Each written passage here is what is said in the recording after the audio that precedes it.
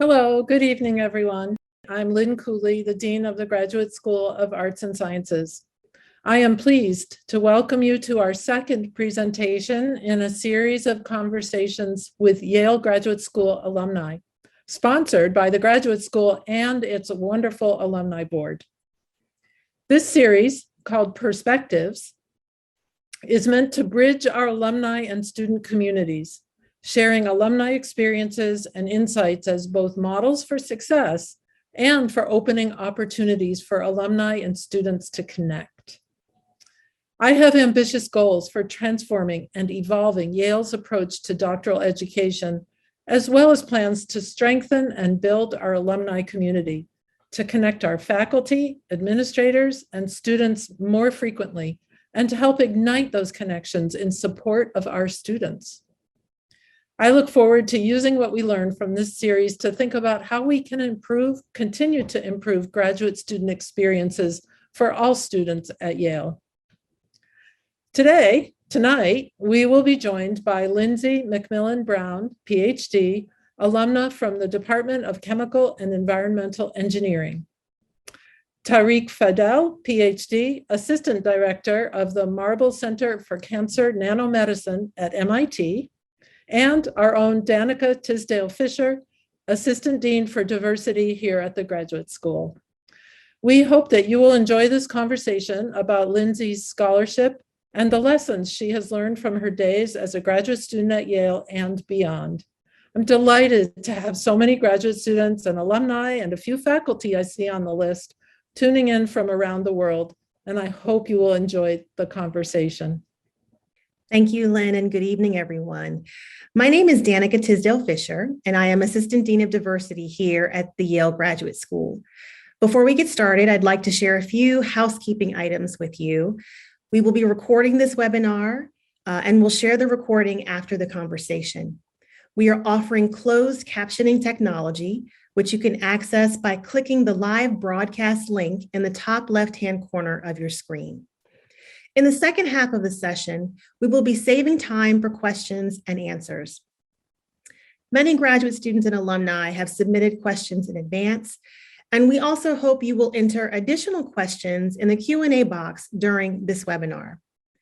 Now, I am delighted to introduce Lyndsey McMillon-Brown. Dr. McMillon-Brown is a research electrical engineer at NASA Glenn Research Center, where she focuses on solar cell materials development. She is currently the principal investigator of a $2.5 million early career initiative developing a new class of solar cells that can be manufactured in space and on the moon. Prior to joining NASA, Lyndsey earned her PhD in chemical engineering at Yale University in 2019, where she researched novel materials and nanopatterns for advanced light trapping in solar cells. Outside of the lab, Lyndsey is dedicated to increasing opportunities for underrepresented individuals in STEM fields. She challenges institutions to commit to cultural changes that provide more supportive environments for their students. We will be talking about her experiences today and her recommendations for how research spaces can be more inclusive. Dr. Tarek Fadel will start our conversation about transitioning from graduate school to a career in the sciences. Thanks so much, Danica. Can you guys hear me okay? It is a pleasure to be here. Like Lyndsey, I'm a fellow alum from the Yale School of Engineering and Applied Science. And shortly after a postdoc at Yale, I spent, well, it's been, 10 years now, which is crazy. I spent several years in science policy, focusing in the field of nanoscience and emerging technologies in Washington, D.C. And now I manage a research center at MIT called the Marble Center for Cancer Nanomedicine. I'm so excited to participate in this conversation. And Lyndsey, what an amazing professional journey you've had so far. I really wanted to start from the beginning and ask you a little bit more about how you first fell in love with science and how did you ultimately end up in NASA? Well, good evening, everyone, and I'm so happy to be here with all of you today. And Tarek, that's a great starting point. I fell in love with science from a really early age. I was fortunate that both of my parents were really enthusiastic about science. So I got a lot of hands-on experience with my dad outside, tinkering with the cars, doing nature walks and hikes and catching animals that we could. And my mom was really had the textbooks in order. So we were learning things in the house and getting those math skills together and all those things. So that really, was a great introduction to science. I went to space camp as a kid, and that was amazing. It's a fun experience. I would recommend it 10 out of 10.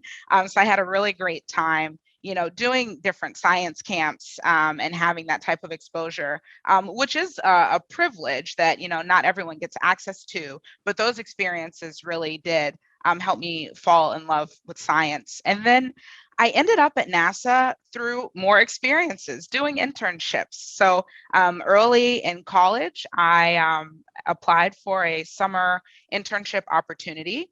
And that just so happened to be in the field of solar cells. I was always, an environmentalist, and I thought that I knew solar cells were kind of important, but I had no idea how they worked and the science behind them. So it was at that first internship that I was exposed to the research behind them and the science and the engineering. And I loved the technology, and I loved how I felt. I felt like I was making a difference in the world and really making a positive contribution. So I was hooked at that point. And I continued through NASA as an intern, and then I joined their co-op program. And now I'm happy to say I'm a civil servant there today. It's amazing. A lot of times I have many conversations, with graduate students, postdoc. Actually, a couple of them actually in the participant list here tonight, and it's remarkable because they ask me a lot of times, when you think about this journey, is it a linear journey, or are there like many pivots along the way? I see you've done a lot of internships. You've been able to kind of just fall in love with the stars, right? And think a little bit more about how to get there. And you've had an internship through it. You went through space camp earlier on. But did you ever feel like, oh, maybe, I could use solar powers in commercial applications. Maybe I could shift there. Was it more of like a process of elimination, or was it kind of like, I know what I'm going to do and I'm going to head there. I'm going to just be bold and go for it? Yeah, I think I was fortunate enough to be able to realize the goal and decide, I would love to do solar panels and I'd love to do them at NASA. And fortunately, those doors swung open for me. So I was able to stay on that path. And I did a lot of exploration along the way, but I still kind of had that end goal in mind. So I did some research on medical devices along the way. I was able to work at Johnson & Johnson and engineer a bit of medical devices. So I had, some diverse experiences, and I've definitely flirted with, the idea of some other things. There's so many fun things to do.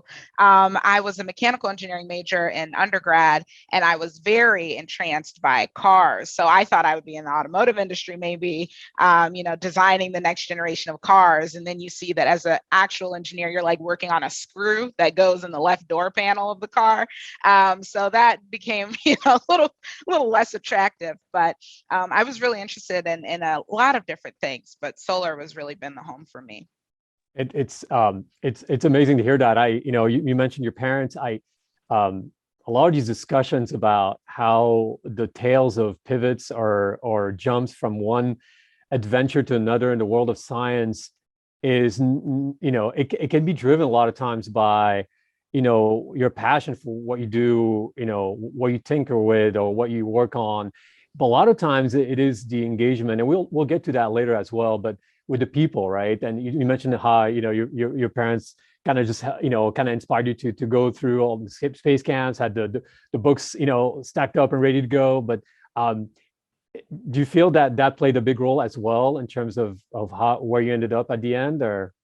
Absolutely. It was a huge role. And I think the biggest thing that my parents enabled for me that I didn't even realize necessarily or appreciate until I got much older was that they instilled these skills and the belief that I belonged in any space that I was interested in. So it was fine And they encouraged the fact that I like to get outside and get dirty. There weren't things for boys versus girls, and there weren't, spaces that maybe you don't want to do this. They encouraged it and nurtured it, and gave me those experiences that they saw excited me. So that really, allowed me to view the world as endless possibilities, and I didn't have any limitations on myself. That's great. I want to talk more about these endless possibilities. I want to shift a little bit more to think a little bit more. Let's continue in that realm of pivots. And as you know more than anyone here, often in space we go from very, very hot to very, very, very cold. And I could probably say the same about graduate school sometimes when it comes to what you do in the lab and experiencing successes and failure. I remember back in the days, if my cell culture got contaminated, oh my goodness, it was the end of the world. and then when the experiment worked, it's kind of like, right, it's just the best feeling in the world. And so, Yale is such an amazing place, and it is so unique, and there's such a breadth of resources and the people there. And I just want to hear a little bit more about how you manage these ups and downs while you were there. Yeah, so I took kind of a multifaceted approach to managing those ups and downs. And one of the key things was having a support system and a support network. So I had the support network of my family that, was ready-made and always there with me and for me. But then I also had this new support network that I was building at Yale. And that consisted of the friends that I made organically on campus. And they were interdisciplinary, studying different things. And we supported each other through the hot and cold, the ups and downs, and trials and tribulations of the graduate school journey.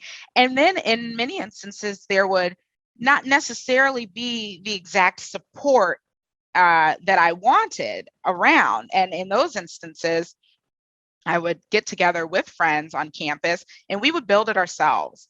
And I think that's important to do because a lot of times we are in spaces that are not yet ready for people like us to be in. So, women in STEM or people of color in these, tremendously new environments that have been historically underrepresenting people. So it's important that we make space and claim space that we need to support us through these times.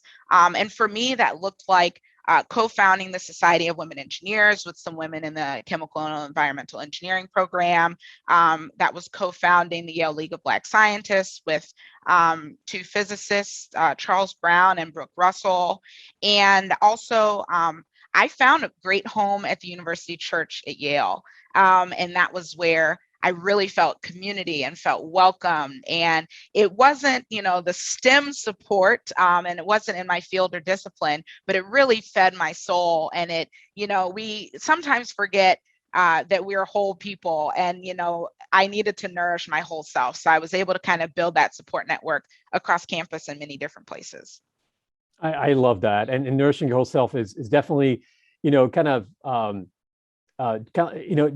a recurring kind of quality that feel that, all of us kind of need throughout this journey in graduate school and beyond. And it's just remarkable how much of a moment of uncertainty can be when you feel like you're dwelling yourself into a subject of research, whether it's in the sciences or beyond. And it seems like a lot of kind of your existence kind of revolves around it. And it's just, it's great. And I wanted to just, kind of just remember how enabling that landscape on campus was, but also to not just forget about, you started a SWE chapter, right? Can you tell us a bit more? I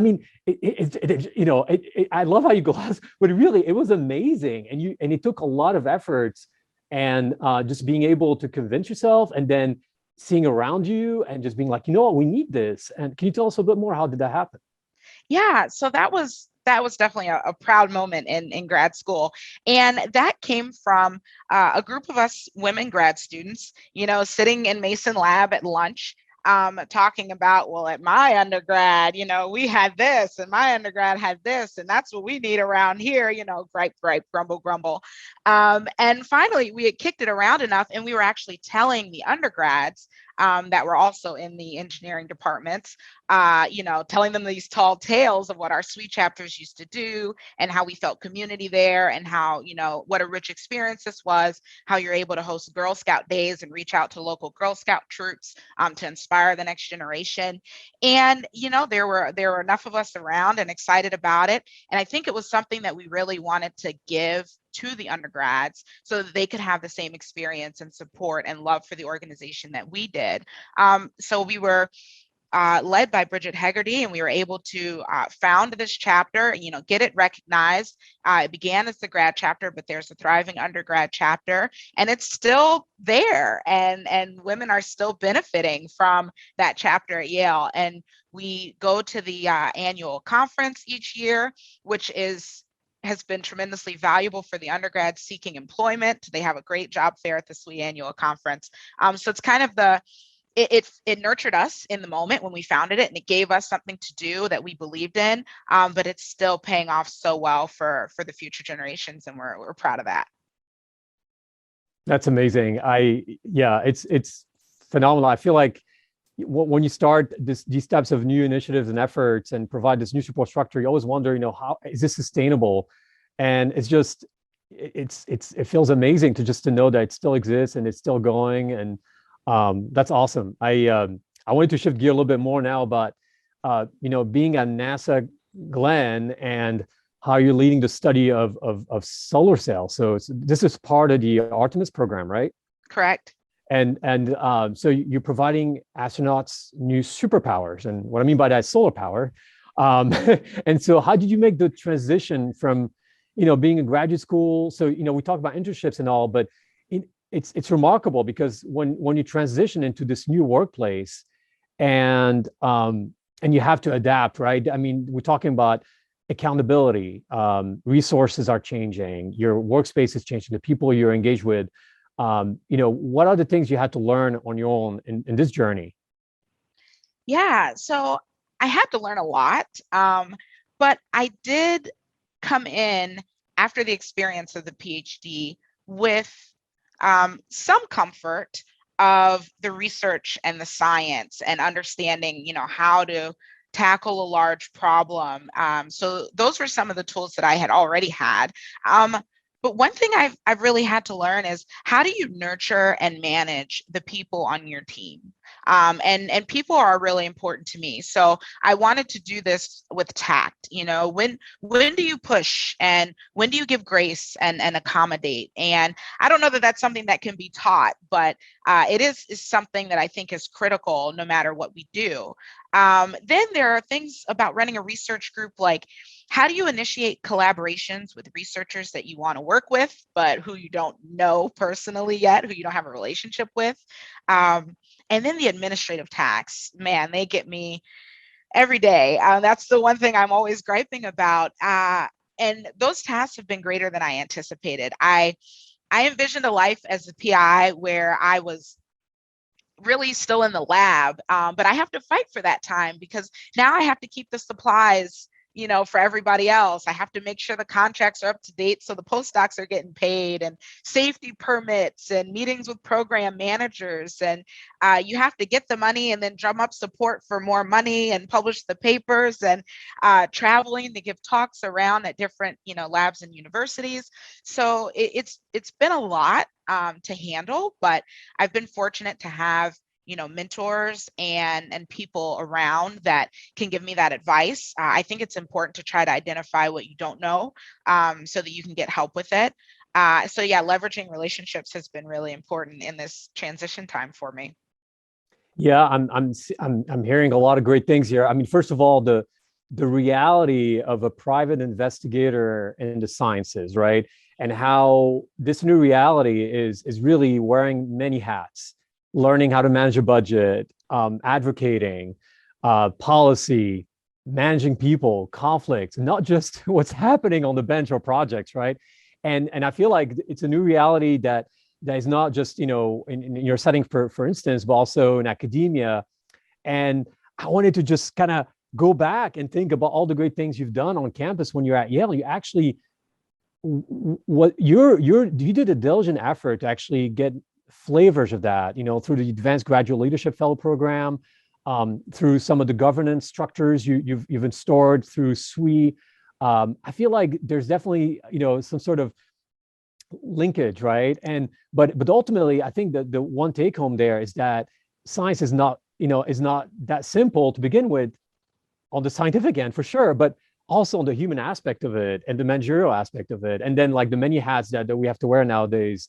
It's remarkable. Do you have any comments though, in terms of how your experience of depth and breadth for Yale engineering has helped you kind of just provide, this affinity to do all these different things you're doing now at NASA? Yes, it's helped tremendously. So I realized I was in a really good position technically because I had experience writing papers, and also as a grad student I had experience writing grants. So that was great to come in with that that experience and that hardware to be able to do that. And then, as you mentioned, you kind of build up this toolbox of skills, transferable skills, that as a grad student, they were, fun pastimes and activities. But then you realize, I'm able to do this because of these previous experiences. So from, being a resident coordinator over the graduate housing, I had experience running, a large team and having a fairly large budget, with goals and milestones and making sure those were met, to satisfy the needs of a community. I had a lot of experience working with diverse individuals. I had also, as a resident coordinator, I learned a lot about different marginalized identities and what challenges other people might face. And by having to go to the different resources on campus, I learned a lot about people. So I'm able to implement that in, how do we diversify STEM, and how do, I make sure that all people of all identities feel welcome, seen, and heard, in any space that I'm sharing with them. So there were so many skills that I was able to learn and transfer. So I'm really grateful for that experience. And then there's just the diversity of thought that is the Yale experience. And that has enriched my life tremendously. So I had friends, in grad school that were in the humanities and doing PhDs in different disciplines. And just from having lunch with them or catching up, you hear what they're reading, what they're writing about. And that has enriched me so much as a person. If you probably were to look at my bookshelf, you would think I was in like the humanities and not a scientist, because I find their work so interesting. So they've kind of, ignite this whole other side of my brain. And I'm grateful to have a better understanding of the world that we live in. And that was absolutely acquired from Yale and from those diverse people that I met with different studies. Thank you so much. Yeah, we talked a little bit about that. Actually, my recollection, my favorite moments really were the first Friday at 5, where I would just go and mingle with people in international relations and in the humanities. It was my favorite part. People were like, "Oh, you went, this is great. You're doing the biomedical engineering, or you're so close to the med school." I'm like, "No, I'm actually close to the theater." That's where I want to go. Yes. So anyway, I thank you so much. This is great. I want to yield back to Danica, who has also a lot of questions to ask. Thank you so much. Thank you. Thank you, Tarek. And Lyndsey, I've been so inspired to hear you talk more about how you work to create the community that you believed you could thrive in at Yale. And so I wanted to ask you, sort of based on your many experiences in STEM outreach and mentoring, especially as a member of SWE and YLBS and other groups while you were at Yale, what are your thoughts about how students or recent graduates from underrepresented communities especially can navigate through today's STEM climate, both academically or professionally? Yeah, that's a great question. So I think, there are a lot of solutions to that. And I think it's really important that you find a space where you can be your authentic self. Be sure to bring your authentic self, and don't sacrifice. I think a lot of people have, there can be external pressure to, be a little bit less you, whatever makes you you, so that you fit in with the status quo of what, people may incorrectly think, is representative of the field that you aspire to be in. But I always argue for the opposite. I think it's tremendously important to be uniquely you, because I think that broadens the access to your field for many other people than just you. So I think it's important, I am a scientist, I am a woman, I love football, I like makeup. I like, and I think bringing all of those things will help someone see, oh, you don't have to be a nerd. You can watch, Sunday Night Football and still do this whole science thing. And you can paint your nails and still put on the lab coat and get in the lab. So I think it's important to be your authentic self. Find community and make community and be community for other people. Community isn't always found where you would like it to be or where it should formally be. So if you're not finding the support that you would like in your department, get outside, swing the doors open. And, if you're a scientist, explore other departments in the Hill and see if you can find people. Maybe your support system is going to be in the med school or in the law school or with people around. For me, the university church was a great space for me to find that support.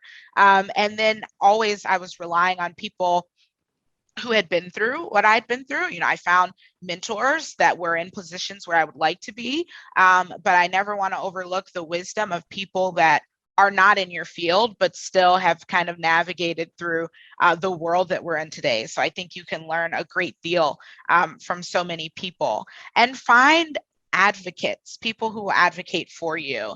And an advocate is someone who will speak your name into rooms that you are not there.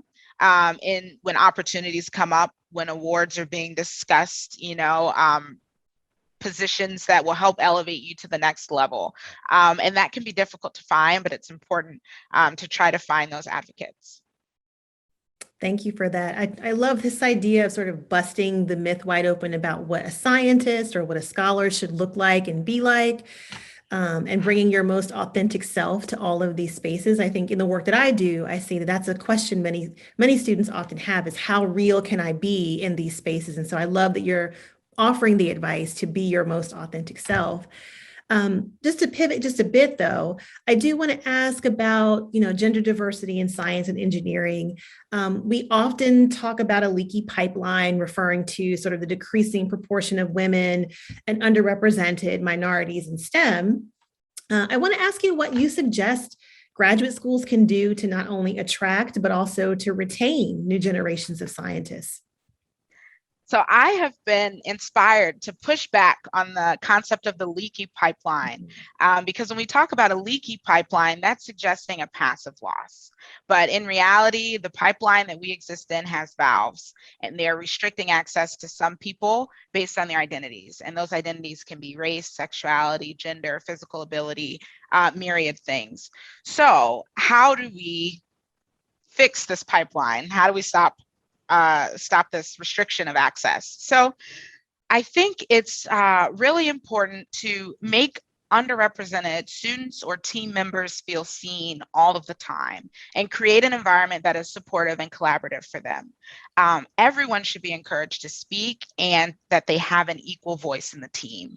I think the graduate school and all programs should implement holistic admissions processes that focus more on research potential by qualitative assessments, and de-emphasize metrics like the GRE and GPA that are actually been proven to be ineffective predictors for research performance and degree completion. Research has shown that letters of recommendation are the strongest predictor for success in graduate school programs. So I also think we should make academic faculty candidate lists that are diverse. We need to diversify the faculty because that's going to aid in the retention and recruitment of diverse students. We need to make sure that we're taking serious looks at these diverse candidates, and deans and department chairs should be rejecting shortlists that lack diversity. I would also encourage that you hire or recruit your diverse candidates in clusters so that these candidates have cohort. They also need support and community so that they can give so much of themselves to the department, the school, their scholarship, and the students that will inevitably flock to them for support and mentorship. So really the bottom line here is that you need to ensure that your organization doesn't have hidden structures like leadership, policy, and culture that are in opposition to the mission of diversity, equity, and inclusion. I love that. I really feel compelled by this idea of a sort of a comprehensive approach to, providing like pathways, if you will, for people to have support and community in these spaces at not just the student level, but also at the faculty level. The idea of cluster hires, I think, is really important, especially in the STEM fields. You talked a little bit about mentors in your life who sort of helped you get to where you are. You talked about your parents. I want to dig a little bit deeper and find out more about how those mentorships have shaped who you are now and how you pay that forward in your life and in your work. Yeah, I believe that mentoring is the single most important thing that we do. I think it's a responsibility for all of us. And I've been blessed to have many mentors. And a lot of times I have many mentors at the same time working, serving different roles for me. So my parents were my first mentors, and they're still my mentors today.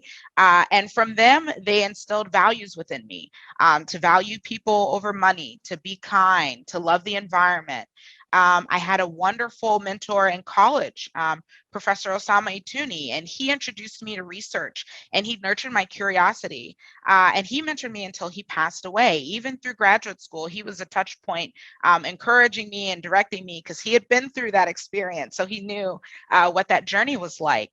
And then Professor Michael Lowenberg was a great mentor for me in grad school.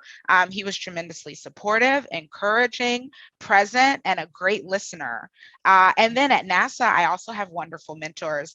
And it's been great because they knew me when I was in college. So they've been with me for like 10 years now.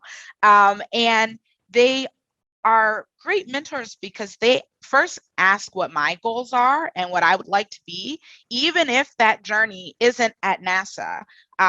Really, what do I aspire to do? And then they're supplying me with the tools and guidance to help me get from point A to B. So how I pay it forward is I perform outreach across K-12 levels to encourage students to pursue STEM and to show them what a scientist can look like, what science is like, so that they might see themselves in me and see themselves in the lab. I have high schoolers through postdocs that conduct research with me at NASA, and we're all learning and growing together, gaining new skills and advancing our careers. And I think it's really easy that for us to oversimplify or not realize the gravity that just one touch or one interaction can have on a student as they move through their education. And at one time in Yale, I gave a lab tour to some high schoolers. And one of those high schoolers, reached out to me on LinkedIn. And I'd say every year and a half, she sends a message, Lyndsey, you might not remember me, but you toured me around your lab, and I'm going to grad school, and I'm in my third year, and I'm doing this. And I'm like, wow, so it's so valuable. And there are people who, it's like two trains passing in the night, but you make an imprint on them and you send them in a positive direction. And I think we can all draw from that, like how Tarek and I were talking about, the hot and the cold. So when things aren't going so well, you draw from those positive interactions and that encouragement, and that can really help you get through to the next sunny spot. I think it's so wonderful, the work that you do to inspire high school students. And it's a perfect segue into, and other students as well, but it's a perfect segue into one of the questions that we received from one of the attendees tonight. I'd like to jump to it. It's very specific, but this person is asking what simplified math project could be used to inspire their middle school and high school students to explore solar energy. Oh, that's a good question. That's fun. So a couple of things come to mind. So since you're doing math, I think you can look at solar from a lot of different vantage points. You can look at the economics of solar, right? How much does a panel cost? How long is it going to take before, maybe you're net positive on this investment? Maybe you want to compare solar power over the lifetime of an operating panel, cradle to grave, to getting equivalent energy from a coal-powered plant, so you can see what is the environmental impact, what is the carbon footprint, what's the best route that you could take. I think you could look at things about the structure of your solar panels, how many panels will you need to power, a certain load, and how much is it going to weigh? How big is it going to be? How much area is it going to take up? I think that would be really fun. So I can think of a few things. I also like to think of the human aspect in things. So aside from cost and weight, you may be able to think of developing nations, or the impact of the climate or animals, and maybe there's some investigations that they could look at there too for solar. Thank you for that. That's really helpful. And Tarek, you can jump in at any time. We're getting questions from the attendees tonight, so I want to kind of get to those before our time runs out. But someone in the Q&A asked, what was your most challenging moment or experience as a minority female student in the sciences at Yale? Or, how did you meet or overcome that challenge? Yeah, I had a few challenging moments. But they all had a common thread. And the common thread in these challenging moments was people in positions of authority or power, or even sometimes my peers, were committing micro or macro aggressions against me to make me feel like I don't belong. So that could look like someone coming into a lab that I'm in, even though you clearly have to be badged and trained to have access to a piece of equipment, and asking, are you a high schooler? What are you doing here? How did you get here? The person who asked me that was the same person who trained me on the equipment that I was a user for. And that made me feel really bad in that day. And it was also one of those days, Tarek, back to the highs and lows, that nothing in my experiment was going right. And I didn't want to be there. And I just wanted to be in bed. And it took everything to drag myself up. And, here comes that like straw that breaks the camel's back for the day. So I got through those times by leaning on my support network. And that was, my now husband, Charles Brown, who then was a very friendly classmate that provided a lot of support, and some of my other friends that I'm still really close to today. And that was my parents. And those were my college professor. And you reach out and tell them, this happened today and this is how I'm feeling. And they dust you off and they pick you up, and maybe they give you some chocolate, whatever it takes to recharge you and get you back going. So it's okay to feel those things and acknowledge them, and take a pause. But I always reminded myself that no individual is going to knock me off of my life's path. I didn't want to get taken out like that, so to speak. And I refused to let someone win, because it's clear that you must not want me in this space, but I want to be here. So I'm going to fight to stay here. And I also began really studying the humanities more. And I read a lot of scholarship about marginalized people, because when you start to see what the system looks like, and that this is a large system, and that it might sound like an offhand comment someone made to you in math class, but really they're just reinforcing these gender and race and societal things that have been going on for hundreds of years. That knowledge and scholarship has made me a lot more equipped to identify and handle those aggressions when I face them. Thank you so much, Lyndsey. You were talking a lot about your network and how important that support system was. We have a question from one of our attendees who is this person's actually editing a collection of African Americans' experiences at Yale, and is curious about your awareness or your association with the Afro-American Cultural Center at Yale. Yes, I was very much aware of and affiliated with the house. I found community and support in the house. I appreciated their programming, and I had a lot of good times there. I also hosted some events in the house through the Yale League of Black Scientists, and I was a member of the Boucher Honor Society and still am. So that was a very helpful tool for me. That was where I met some of my first friends, at the welcome barbecue. Very quickly, you get the books, the mountain of textbooks kind of hits you in the face, and you get locked in the lab. And for me, that was Mason Lab, but I absolutely found a lot of great community through the house. Thank you for answering. Another question here, what is the culture like regarding diversity and inclusion at NASA? Yeah, so that's a great question. And the culture is pretty good. The government is actually one of the leaders in diversity, and we're historically, the government has been a great place for minoritized people to find success and employment and have upward mobility.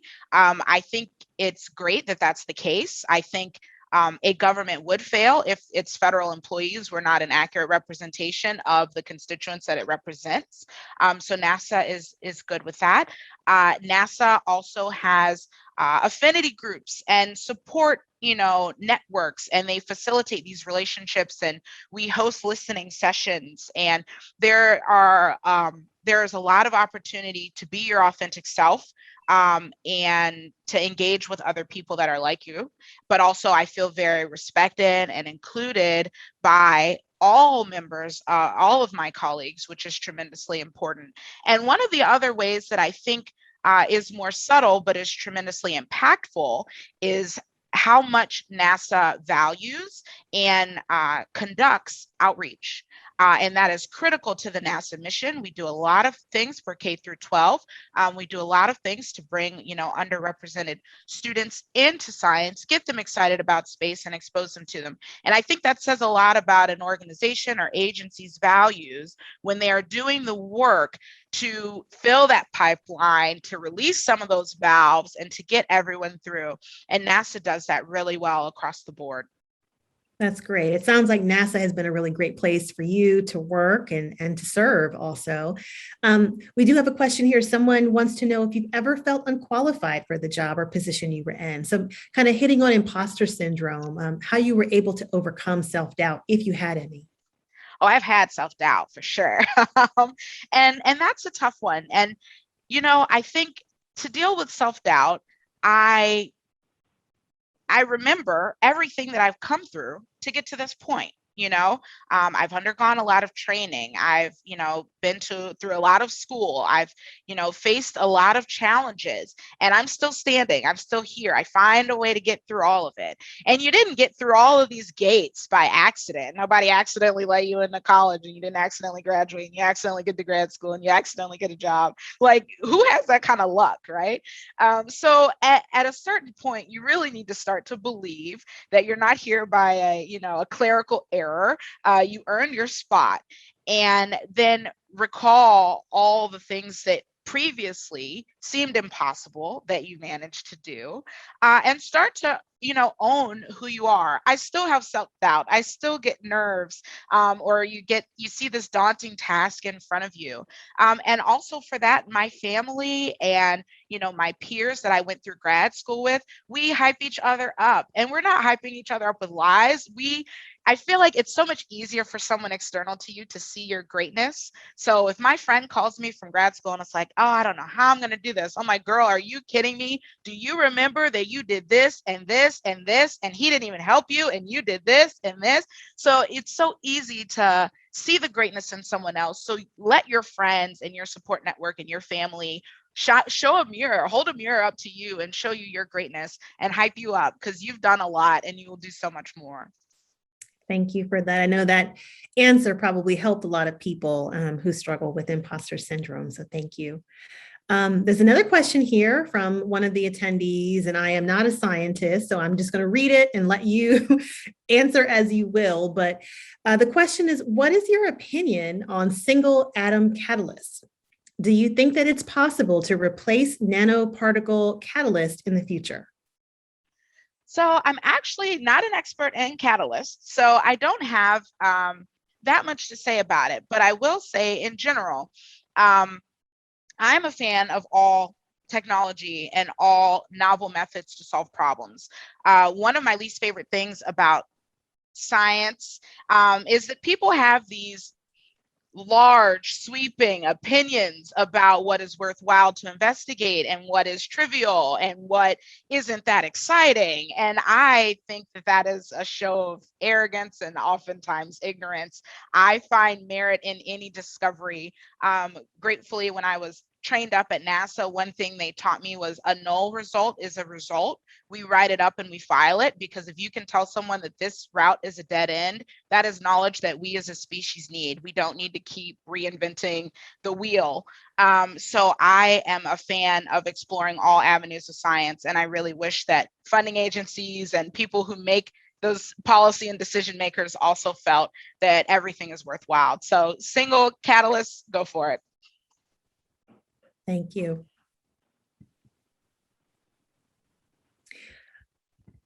Tarek, were you going to unmute? I thought maybe you had a question. Yeah, I was about to. No, thank you. This is great. I keep having this recurring theme of how, Lyndsey understands a lot of times that, a lot of people try to push science in terms of how it impacts society, and that's good. And we look at translation, we look at a lot of things like that. But the one thing that Lyndsey reminds us a lot of times is that you have to think about how society impacts your science, and how, whether it is at the technology level through holistic approaches, or it is at the human level, and talking about an active effort to, to figure out how to, to engage with everyone and make sure that everyone's got a chance to learn about science. It is an active effort. And this is something you have to do it, with intent. And it's great to hear all about the stories you've done in and out of NASA. The one thing, as you know, I spent a few years in DC doing supporting the federal government and nanoscience and in emerging technologies. And I just have a true appreciation for the fact also that you probably coordinate all across with other agencies, not just at NASA, right? Trying to make sure you can synergize efforts and do all that. And one of the questions we got was, what are the advantages of working as a PI at NASA rather than a private company? I think there's a lot, and I'll let you answer it. But there's this global aspect. I mean, you're working in an agency that's looking at the stars, at Earth. I mean, it's so large and so big. But I'll let you answer it. Yeah, thank you. That's a really good question. So I think there are so many benefits, and I'll share with you guys some of my favorites. So one of my favorite things about NASA is that we don't do research for profit. And a lot of private places at the base of research and development, they're looking at what will the output of this be? What can we sell? How will we make money? And it's very rare to find opportunities where you can conduct research that doesn't have to immediately show how it's going to make money. So what that results in is that the NASA funds its scientists like me to do research that is seen in the private sector as too high risk, because they don't know if it'll pan out. They don't quite see the vision, 20, 30 years out. So I am thus at the cutting edge, and we get to be tremendously imaginative, and we get to think of things like, what if we printed solar cells on the moon? And it's so fun. So I really love that opportunity that I think is unique to being at a government agency, or specifically at NASA. Something else, NASA's working on space travel, and I find that tremendously exciting. And the way that we conduct research at NASA is, at first, there's something called a decadal survey. So every 10 years, people sit down and they think 10 years out. And the discussion is what science missions, so like what planets or bodies would they like to visit in 10 years? And they'll say, oh, it would be really cool if we could go to, Europa, or let's try to, set up camp on the moon. And then from that, we divorce, what technology do we need to invent so that we can fulfill this mission? And that's where the scientists like me, the engineers come in, is to create this technology such that we can conduct those missions. So we're kind of on demand enabling this technology. And then there's so many spin-off technologies that we get from that. As we develop these things for space, we find a lot of practical uses for them here on Earth, and then we spin them out again to companies that end up boosting the economy and giving us this great new technology that probably would not have been discovered if we didn't have that latitude and that freedom of imagination to think so wonky and so far out of the box and to be so creative. And I also love that NASA really values people, the environment, and the community. So it's tremendously important to me as a person that I am doing little to no harm to our earth. And I appreciate working at a place that's not polluting, not robbing resources, and not, being a negative presence on our planet. So I really appreciate just the values of our agency.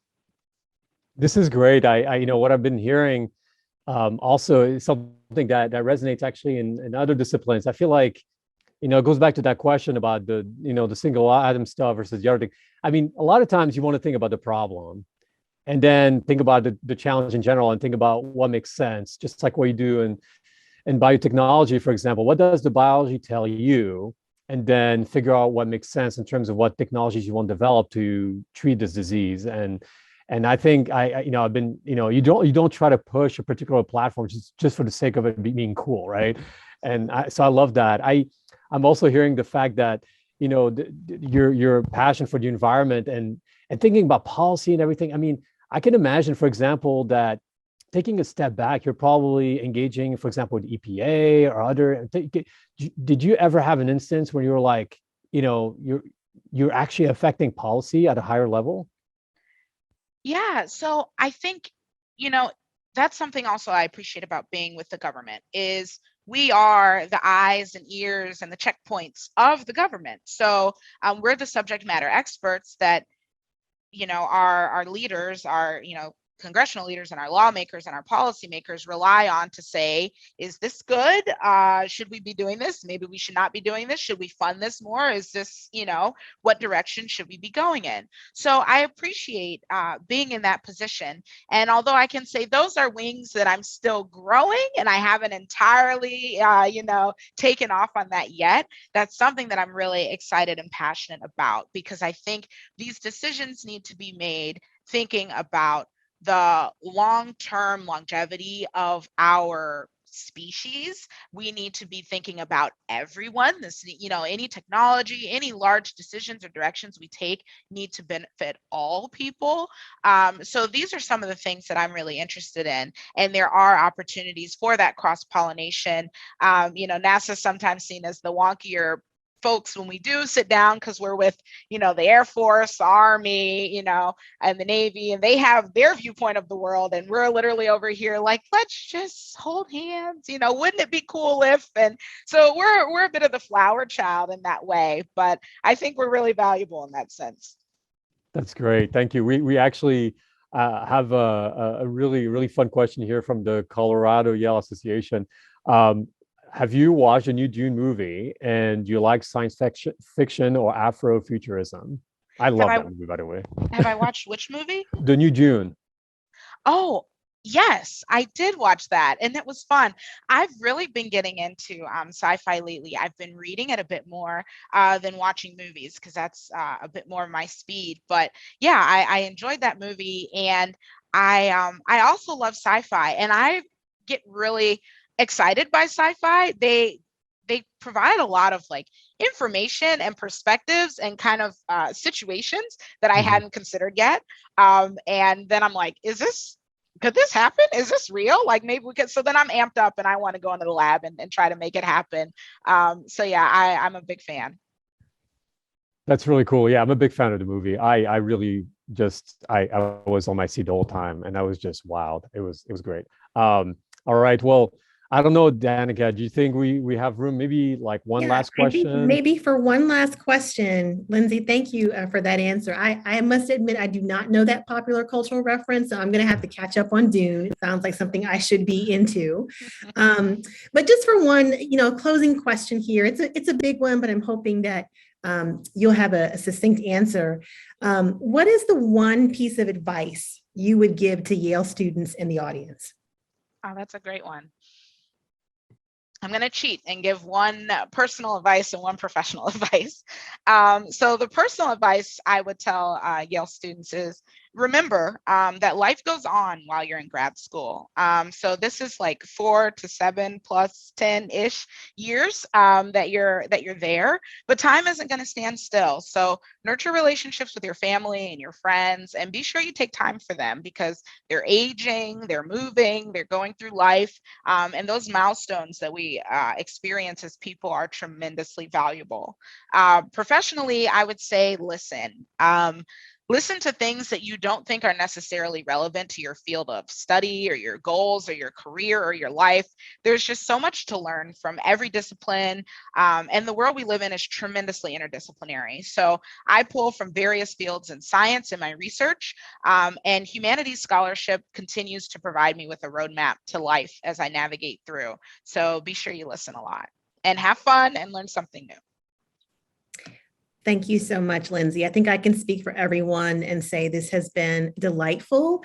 Everything you've said today, I think, has been so impactful. And I'm taking personally away a lot from this conversation. So we just appreciate you giving of your time and being so generous with your research and your sort of mentorship and outreach initiatives, and sort of helping us to really understand how to create spaces for us, and for students to create spaces, especially that are nurturing and will help them thrive while here at Yale. I also want to thank Lynn Cooley. I want to thank Tarek for being such a great co-moderator with me. And thank you all for the questions submitted. It made for a very lively and important conversation. To all the students and alumni who tuned in tonight, I hope you've enjoyed the discussion and will continue to help us build a stronger community among graduate students, faculty, and alumni at Yale. I'd also like to invite you to the Graduate School's Graduate Student Reach Across Disciplines webinar, which will happen on December 8th. And I believe we're going to drop the link for the registration for that webinar in the chat if you'd like to sign up. Before we sign off tonight, I'd like to remind anyone who has not already done so to join Cross Campus, Yale's online networking, community building, and mentoring program. Cross Campus is a fantastic way for alumni and students to connect with one another. And if there are other ways in which you'd like to be more involved in supporting the graduate school, please reach out to us. Send us an email at gsas@yale.edu. We look forward to hearing from you soon and to gathering with you again. Thank you all for being here this evening.